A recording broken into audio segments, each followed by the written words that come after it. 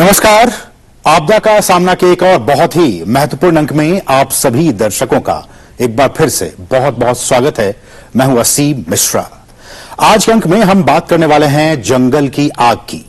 जैसा कि आप सभी जानते होंगे कि पिछले कुछ सालों से गर्मी के कारण कई देशों में जंगलों के एक बड़े हिस्से में आग लगने की घटनाएं सामने आ रही हैं। जंगल की आग के पीछे जलवायु परिवर्तन और ग्लोबल वार्मिंग को एक बड़ा कारण माना जाता है।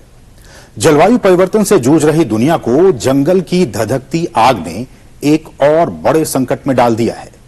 भारत में भी जंगल की आग की घटनाएं बीते सालों में सामने आई हैं। इसलिए आज के इस अंक में हम जानने की कोशिश करेंगे कि जंगल की आग के पीछे क्या वजह है, जंगल की आग होता क्या है, जंगल की आग से चिंतित होने की आखिर हमें क्यों जरूरत है, और साथ ही साथ जंगल की आग हमारी इकोनॉमी को किस तरह से प्रभावित कर रही है और हम इस आपदा से आखिरकार कैसे निपट सकते हैं। और इस पर चर्चा करने के लिए इस वक्त हमारे साथ स्टूडियो में चार बहुत ही खास मेहमान इस वक्त हमारे साथ मौजूद हैं। हमारे साथ हैं डॉक्टर सुनीश बख्शी जी, जो कि additional principal chief conservator of forest Delhi. Sir, आपका बहुत बहुत स्वागत है इस खास कार्यक्रम में। हमारे साथ दूसरे खास मेहमान हैं कुणाल सत्यार्थी सर, जो कि संयुक्त सचिव हैं एनडीएमए में। सर, आपका भी बहुत बहुत स्वागत है इस कार्यक्रम में। हमारे साथ तीसरे खास मेहमान हैं नरेंद्र सिंह बुंदेला जी, जो कि आईजी हैं एनडीआरएफ के। सर, आपका भी बहुत बहुत स्वागत है।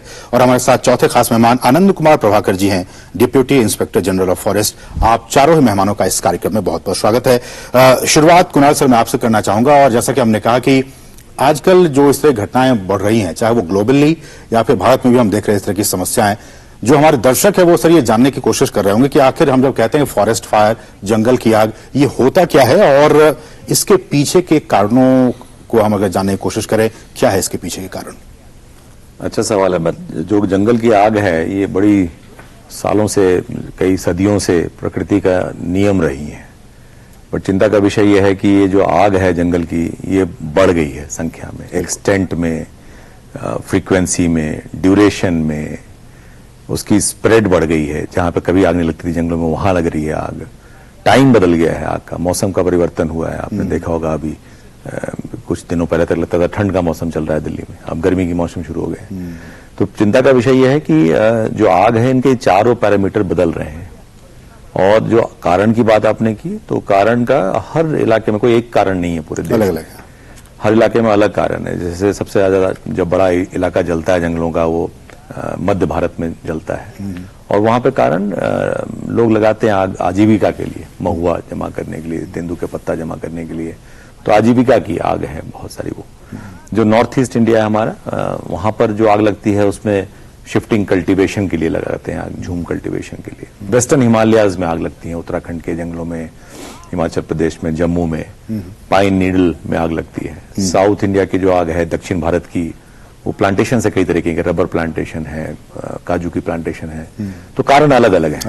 पर चिंता का विषय यह है कि सारे 90% आग जो जंगलों में लगती है देश में, वो मानवीय कारणों से। तो मनुष्य जिम्मेवार है उसके लिए। तो इसलिए चिंता का विषय है कि ऐसा आग है, ऐसी समस्या है, ऐसी आपदा है जिसका समाधान है। अगर हम सब इस बात के लिए कॉन्शियस हो जाएं कि आग नहीं लगाना है जंगल में, तो नहीं लगेगी आग। तो मानवीय कारण है। खेतों में जो आग, खेतों की सफाई करने के लिए आग लगाते हैं, वो आग कई बार जंगलों में फैल जाती है, वो बहुत बड़ा कारण है। तो अमूमन सारे कारण, लाइटनिंग नेचुरल कॉज है, बिजली गिरने से आग लगती है, बट बहुत कम।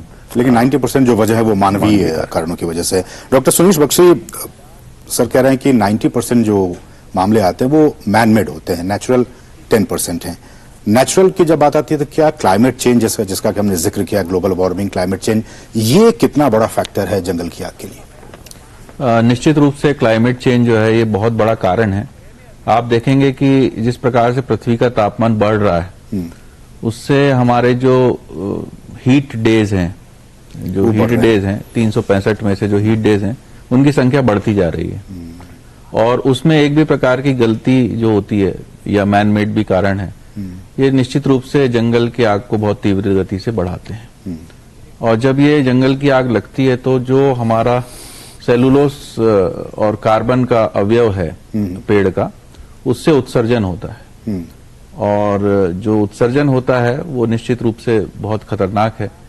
और पेरिस एग्रीमेंट में हम लोगों ने बात की है कि किस प्रकार से हमारा 2.5 to 3 बिलियन टन का उत्सर्जन अवशोषण करना है, बिल्कुल। हाँ, और उत्सर्जन को कम करना है हमको। तो ये जो हमारा जिस तेजी से ये बढ़ रहा है, ये चिंतनीय है। और लगभग 9 गीगा टन एनुअली ये रिकॉर्ड किया गया है जंगलों की आग से जो हमारा ये भारत की उत्सर्जन बात हुआ आप कह है। रहे हैं? हाँ जी, मध्य भारत की बात कर रहा हूँ मैं, जहाँ पे आग बड़ी तेजी से लगती है। और उसके कारण निश्चित रूप से जो हमारा कार्बन CO2 है वो वातावरण में ज्यादा बढ़ जाता है, जिसके कारण हीट होती है और भी ज्यादा उससे समस्याएं होती हैं। तो ये एक बहुत महत्वपूर्ण विषय है जिसको टैकल करने की आवश्यकता है। भारत सरकार राज्य सरकारों के साथ मिलकर इस प्रकार के कार्यक्रम से एक बहुत अच्छा इन्होंने रोड मैप तैयार किया हुआ है। बिल्कुल। और क्लाइमेट चेंज में ये एक बहुत बड़ा अहम रोल प्ले करता है फॉरेस्ट फायर को मिटिगेट। बिल्कुल। हमारे साथ आनंद प्रभाकर जी भी हैं जो कि डिप्टी इंस्पेक्टर जनरल फॉरेस्ट हैं। आनंद जी, हमारे पास तकनीक है और विदेशों में भी हम देखें कि तकनीक के जरिए इस तरह की चीजों को कम करने की कोशिशें लगातार की जाती हैं। भारत की जब बात आती है, आपने कहा कि सैटेलाइट के जरिए जो कुछ डेटा हमें मिलता है उसके बाद फिर आप लोग फायर अलर्ट्स जारी करते हैं और फिर उसको मिटिगेट करने की कोशिश की जाती है। ये सारा प्रोसेस अगर आप समझा सके। भारत सरकार के अंदर एक forest survey of India organisation है जो फॉरेस्ट फायर पे एक्टिवली काम करते रहती है और मॉनिटरिंग करती है। ये सैटेलाइट के डाटाज को एनालिसिस करती है, अपने फॉरेस्ट ग्रिड के मैप पे ओवरले करके ये 3 तरह के अलर्ट भेजते हैं। पहला pre fire alert. Pre fire alert भेजा जाता है, राज्य सरकार के नोडल अधिकारी को भेजते हैं हम लोग, वो उसको एनालिसिस करके दे further pass on the information to field functionaries to remain in alert and take mitigative preventive actions।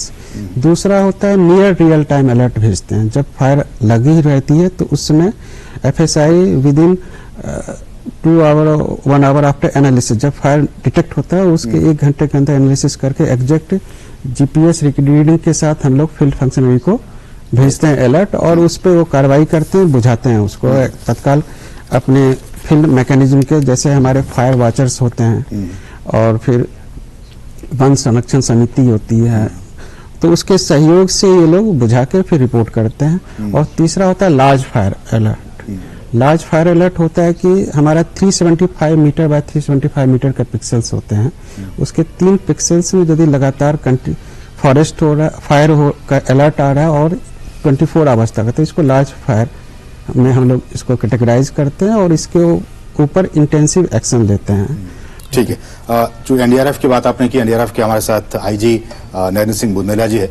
Narendra sir, जब इस तरह की घटनाएं आती हैं और आपको सूचना मिलती है कि आग लगी है, चाहे वो छोटे लेवल पे हो या फिर बिग लेवल पे हो, आपका सबसे पहला रिस्पांस NDRF की तरफ से, चूंकि बहुत से लोग NDRF की तरफ सबसे पहले जो उनके जबान पे नाम आता है वो NDRF का होता है, आपकी पहली प्रतिक्रिया क्या होती है जब इस तरह की सूचनाएं आपको मिलती हैं? तो इसमें मैं पहले बताना चाहूंगा कि अभी NDRF में 3 टीमें तैयार करने का निर्देश है मिनिस्ट्री ऑफ होम अफेयर्स से। इसमें 2 टीमें ट्रेंड हो चुकी हैं, 1 टीम अभी ट्रेन होना है उसको। और फॉरेस्ट डिपार्टमेंट स्टेट गवर्नमेंट के साथ हमारा बड़ा क्लोज कोऑर्डिनेशन रहता है। अगर इस तरह का रिक्वेस्ट आती है कि NDRF की जरूरत है, क्योंकि NDRF लास्ट रिजॉर्ट है फॉरेस्ट फायर के केसेस में, क्योंकि स्टेट में लोकल कम्युनिटी उनकी भी कैपेसिटी अच्छी होती है और उनको लगता है स्पेशलाइज्ड एजेंसी की जरूरत है, तो हम जितनी भी दूर हमारी टीम है, नियरेस्ट टीम को हम भेजते हैं। तो हमारी 3 टीम जो अभी ट्रेन्ड टीम है वो बेसिकली गुवाहाटी में है, उत्तराखंड में और तेलंगाना में है। तो इनको हम भेजते हैं। और फर्स्ट तो ये जो ट्रेन टीम है, बाकी फॉरेस्ट डिपार्टमेंट को अगर लगता है उनको और मैन पावर की जरूरत है और भी असिस्टेंट की जरूरत है, तो हम बाकी NDRF की 62 जगह लोकेशन में हमारी उपस्थिति है, तो वहां से फिर हम मैन पावर को भी जो भी अवेलेबल रिसोर्स है हमारे पास उसके साथ हम भेजते हैं। ठीक है। लेकिन हम ब्रेक पे जाने से पहले कुणाल सर आपसे एक सवाल कि जब हम कहते हैं कि फॉरेस्ट फायर बाकी देशों के मुकाबले भारत में भी इस तरह की समस्याएं हो रही हैं, कितना अलग है उनके फायर और हिंदुस्तान में जो आपने कहा कि अलग अलग क्षेत्रों में अलग अलग तरह की फायर होते हैं, कितना डिफरेंस आप इसमें मानते हैं? 2 बड़े कारण हैं इनके, दोनों 2 फर्क हैं इनमें जो देखा गया है। जैसे अमेरिका में बहुत बड़ी फायर लगती है, ऑस्ट्रेलिया में बहुत बड़े जंगलों में आग लगता है, अमेजोन के जंगलों में आग लगते हैं। तो इनसे भी हमने चर्चा किया था पीछे। तो 2 बड़े इंपॉर्टेंट कारण है। एक तो अगर आप उसको समझना चाहें तो पेड़ का जो क्राउन होता है, क्राउन में आग लगता है उन इलाकों में, बहुत भयंकर आग होता है। अच्छा है हमारे देश में ग्राउंड में आग नहीं लगता, ग्राउंड फायर नहीं होता है इस देश में, सरफेस फायर होता है। तो जमीन जो जंगल की जमीन है उस पर आग चलता है, ग्राउंड में नहीं होता डैमेज, जैसा फोटोग्राफ दिखा रहे हैं आप। तो एक तो बड़ा बहुत नॉर्मली नहीं होता है, बहुत एबनॉर्मली कभी ग्राउंड फायर होता है, तो एक अच्छी बात है जो हमारी आग लगती है। बट दूसरी कारण जो है, जैसा मैंने पहले बताया कि आजीविका की जो प्रॉब्लम है ये बाहर देशों में नहीं है। जैसे अमेरिका में आग लगता है बिकॉज लोग टेंट करने आते हैं, पिकनिक मनाने आते हैं और वहां आग जलता छोड़ जाते हैं, कोई आजीविका का मतलब नहीं है। तो आजीविका एक कारण आग का नहीं है वहां पर। और भारत में इस तरह के इश्यूज, भारत में इस तरह के इश्यूज। चलिए और भी क्या कुछ इस पे हम बात करेंगे आगे कि जंगल जो आग लगती है उसको कैसे हम उसको निपट सकते हैं और इसके लिए जो अवेयरनेस है उसकी भी कितनी जरूरत है, हम इस पर आगे बात करेंगे। लेकिन उससे पहले रुकेंगे एक छोटे से ब्रेक के लिए। आप देखते रहिए DD news. It is our tradition to change food habits according to the weather. Light and healthy food ensures good health and nutrition during the hottest months. High water content, seasonal fruits and vegetables keep you cool and hydrated. Traditional remedies like onion salad and raw mango with salt and cumin can prevent heat stroke. Drink fluids with electrolytes like ORS, coconut water, lemon juice, buttermilk, aam panna, moong water, etc. Avoid alcohol, tea, coffee and soft drinks. Avoid excessive salt, spices, oily and high-protein food. Do not eat stale food. Non-vegetarians can eat lightly grilled meat instead of fried or red meat. Eat well, stay healthy, stay safe. मौसम के मुताबिक खान-पान बदलना हमारी परंपरा है। हल्का और पौष्टिक भोजन गर्मी के दिनों में सेहत अच्छी रखता है। अधिक पानी की मात्रा वाले मौसमी फल और सब्जियां शरीर को ठंडा रखते हैं। प्याज का सलाद और नमक जीरे वाला कच्चा आम जैसे पारंपरिक उपचार तापघात को रोकते हैं। ताकत देने वाले प्राकृतिक तरल जैसे ORS, नारियल पानी, नींबू पानी, छाछ, आम पन्ना, मूंग का पानी पिएं। शराब, चाय, कॉफी और सॉफ्ट ड्रिंक टालें। अत्यधिक नमक, मसाले, तला हुआ और उच्च प्रोटीन वाला भोजन टालें। बासी खाना न खाएं। मांसाहारी लोग तले या लाल मांस की जगह भुना हुआ मांस खाएं। अच्छा खाएं, स्वस्थ रहें, सुरक्षित रहें। और ब्रेक के बाद आपका फिर से स्वागत है। आप देख रहे हैं आपदा का सामना, और आपदा के सामना के आज के अंक में बात कर रहे हैं जंगल की आग की। और जंगल की आग को लेकर हमारे साथ 4 खास मेहमान जो कि इस विषय पर बातचीत करने के लिए मौजूद हैं, और साथ ही साथ हमारे साथ लेडी इरविन जो स्कूल है उसके भी बहुत होनहार बच्चे हमारे साथ स्टूडियो में मौजूद हैं। हम चाहेंगे कि आप बच्चों में से भी आप एक सवाल लें। हमारे साथ चारों खास मेहमान मौजूद हैं। सबसे पहले आप अपने से कौन पूछना चाहेंगे क्वेश्चन? आप पूछना चाहेंगे? ठीक, पूछिए सवाल। नमस्ते, मेरा नाम लक्षिता गुप्ता है, मैं लेडी इरविन स्कूल से हूँ। मेरा आपसे यह प्रश्न है कि हम ऐसी क्या गलतियाँ करते हैं जिसके कारण जंगल की आग बढ़ रही है? अच्छा सवाल है आपका। जो गलती हम करते हैं वो है, सबसे बड़ा कारण पहाड़ों में और प्लेन्स में है सिगरेट बीड़ी पीने वाले लोग सिगरेट बीड़ी छोड़ जाते हैं। एक कारण ये हुआ। लोग अपने खेत में जो बचा हुआ है, पुआल होता है चावल का, बचा हुआ गेहूं का या मक्की का, उसको जलाने के लिए आग लगाते हैं, फिर अपने घर चले जाते हैं। वो जो खेतों की आग है वो जंगल में पहुंच जाती है।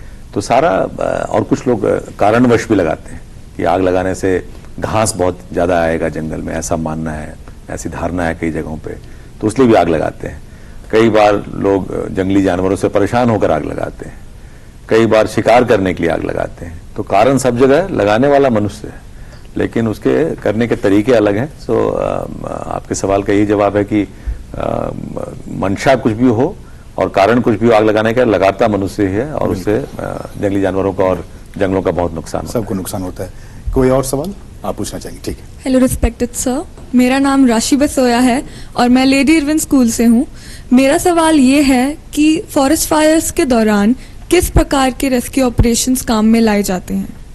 तो इसमें मैं बताना चाहूँगा कि स्टेट गवर्नमेंट फॉरेस्ट जो सब्जेक्ट है स्टेट गवर्नमेंट बेसिकली हैंडल करती है, और इसमें पहला रिस्पांस तो लोकल कम्युनिटी या जो फॉरेस्ट डिपार्टमेंट है वहाँ पर वो रिस्पॉन्ड करता है। तो उसमें लोकल कम्युनिटी के लोगों को, वॉलंटियर्स को इन्वॉल्व किया जा सकता है, और फॉरेस्ट के जो ऑफिशियल्स हैं, नीचे गार्ड्स होते हैं उनके, वो भी इन्वॉल्व होते हैं। और इसका स्केल अगर बहुत ज़्यादा फैलता है, जो लगता है कि लोकल कैपेसिटी से मैनेज नहीं हो पाएगा, और भी मदद की ज़रूरत है, तो और भी रिसोर्सेज वहाँ पर मंगाए जा सकते हैं, बाहर से भी लोगों को लाया जा सकता है। तो इसमें NDRF अभी बेसिकली बहुत 3 जगह NDRF की टीम तैयार की गई है, और जब लगता है कि लोकल कैपेसिटी हैंडल नहीं कर पा रही तो अगल बगल के जिलों से भी रिसोर्सेज मंगाए जा सकते हैं। एनडीआरएफ की टीम जाती है और हमको भी जब लगता है कि उससे भी नहीं चल रहा है, डिफेंस की भी हमको हेल्प लेने की जरूरत है, जिसमें हेलीकॉप्टर से पानी डालने की जरूरत है, उनके भी हेलीकॉप्टर्स ट्रेंड है, तो मिनिस्ट्री ऑफ होम अफेयर्स में डिजास्टर मैनेजमेंट डिवीजन है वो भी एक्टिवेट होता है, तो उनका भी रिसोर्स हम इस्तेमाल करते हैं। तो डिपेंड करता है किस तरह की आग लगी हुई है, कितने रिसोर्स की जरूरत है, उस तरह से अलग अलग एजेंसी अपना काम करती है। ठीक है, और कोई क्वेश्चन आप लोगों में से पूछना चाहेंगे? गुड आफ्टरनून सर, मैं Priyanshi Raghav lady Irwin school से। मेरा ये प्रश्न है, जंगल की आग से हमें क्या दीर्घकालीन नुकसान होते हैं? बहुत अच्छा क्वेश्चन आपने पूछा। जंगल की आग से बहुत अधिक नुकसान इसलिए होता है क्योंकि जो जंगलों में बायोडायवर्सिटी सबसे अधिक पाई जाती है, और बायोडायवर्सिटी जो है वो छोटे वृक्ष, झाड़ी या मेडिसिनल प्लांट, छोटे छोटे या बड़े वृक्ष, एनिमल्स साथ में, एनिमल्स में भी कई कैटेगरी मान लीजिए आप, इंसेक्ट्स हैं, माइक्रो ऑर्गेनिजम्स हैं, बड़े एनिमल, छोटे एनिमल, इस सब का बड़ा ज्यादा नुकसान होता है। और सबसे ज्यादा नुकसान मानव का होता है क्योंकि हम लोग का जिस प्रकार से टेम्परेचर बढ़ रहा है और जो इस प्रकार से आपको दिख रहा है कि कभी बरसात, कभी कुछ जो हो रहा है, ये सब ग्लोबल वार्मिंग के अच्छे खासे लक्षण दिख रहे हैं। तो इसमें जिस प्रकार से पृथ्वी का तापमान बढ़ेगा और अनेक प्रकार की समस्याएं हम लोगों को फेस करनी पड़ेगी, हमारी कृषि पैटर्न में पूरा चेंज आ सकता है, हमारे पानी में कमी हो सकती है, और न जाने कितने इसके प्रतिकूल प्रभाव हमें देखने के लिए मिल सकते हैं। तो इसके प्रतिकूल प्रभाव की बात कर रहे हैं। और कोई आप में से कोई क्वेश्चन, या हो गए सारे? एक और क्वेश्चन है, ठीक है, आप पूछिए। हेलो सर, मेरा नाम वर्दा फिरदौसी है, मैं लेडी इरविन की छात्र हूँ, और मेरा सवाल यह है कि हम जंगलों को आग से कैसे बचा सकते हैं? जंगलों की आग को बुझाने के लिए हमारे सारे जिलों में फॉरेस्ट का एक डिपार्टमेंट है जिसके हेडेड बाय डीएफओ एंड उसके फील्ड फंक्शनरीज हैं जो ऑलवेज अलर्ट रहते हैं। और फर्दर हमारे जो फॉरेस्ट गार्ड होते हैं उनके अंदर कुछ टीमों का जब फायर सीजन होता है तो हम लोग फायर फाइटिंग स्क्वाड को भी अपॉइंट करते हैं to meet the emergency situation arising in the forest.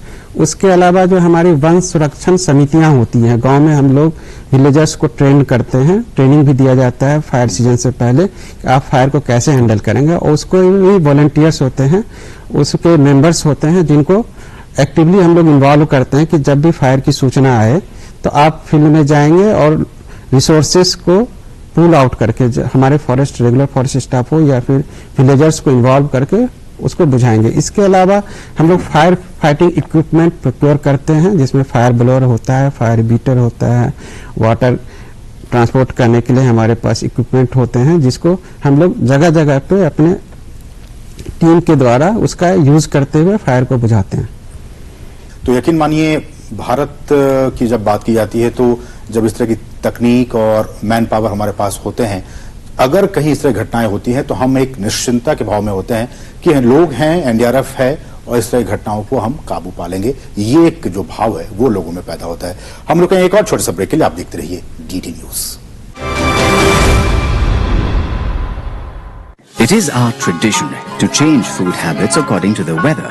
Light and healthy food ensures good health and nutrition during the hottest months. High water content, seasonal fruits and vegetables keep you cool and hydrated. Traditional remedies like onion salad and raw mango with salt and cumin can prevent heat stroke. Drink fluids with electrolytes like ORS, coconut water, lemon juice, buttermilk, aam panna, moong water, etc. Avoid alcohol, tea, coffee and soft drinks. Avoid excessive salt, spices, oily and high protein food. Do not eat stale food.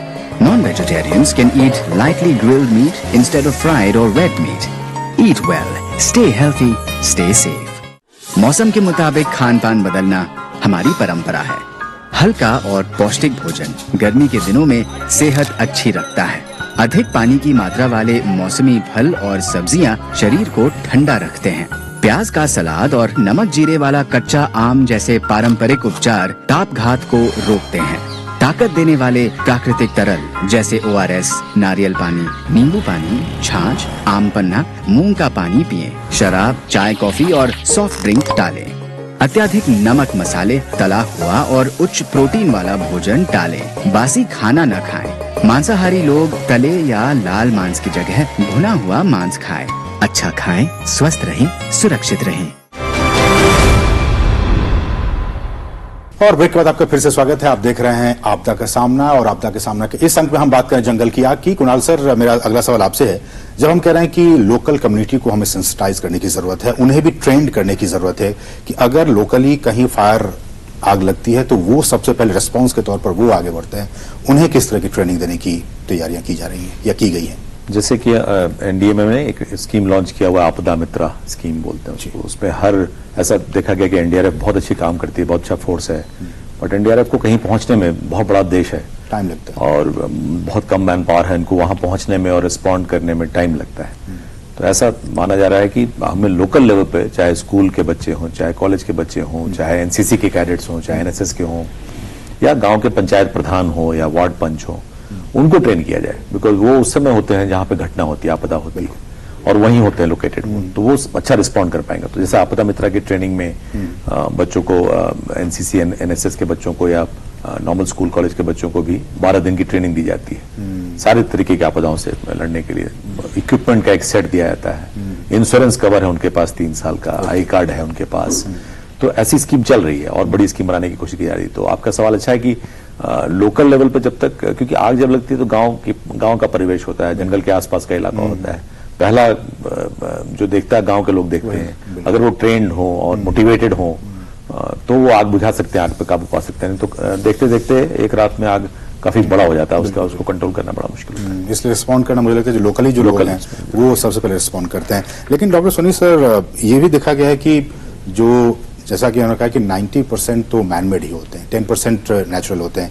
उसमें जो manmade में factor में लोगों को किस तरह से sensitize किया जाए, वो अपनी जिम्मेदारियों को समझे कि जब आप टूरिस्ट के तौर पे जाते हैं या वहां पे आप लोकली रह रहे हैं तो आपको इस बात की जानकारी होनी चाहिए कि आपके इस काम की वजह से हो सकता है कि बहुत बड़ी आग लग जाए। निश्चित रूप से लगभग 3.7 मिलियन हेक्टेयर जो है हमारा वन क्षेत्र, वो आग द्वारा प्रभावित है, और उसमें आप मान के चलिए कि 5% हमारा प्रोटेक्टेड एरिया है, जिसमें ऐसी व्यवस्था की जाती है कि इसमें किसी भी प्रकार का आग का कोई भी यंत्र अगर आप ले जाते हैं तो आप दंडनीय अपराध के भागीदारी होते हैं।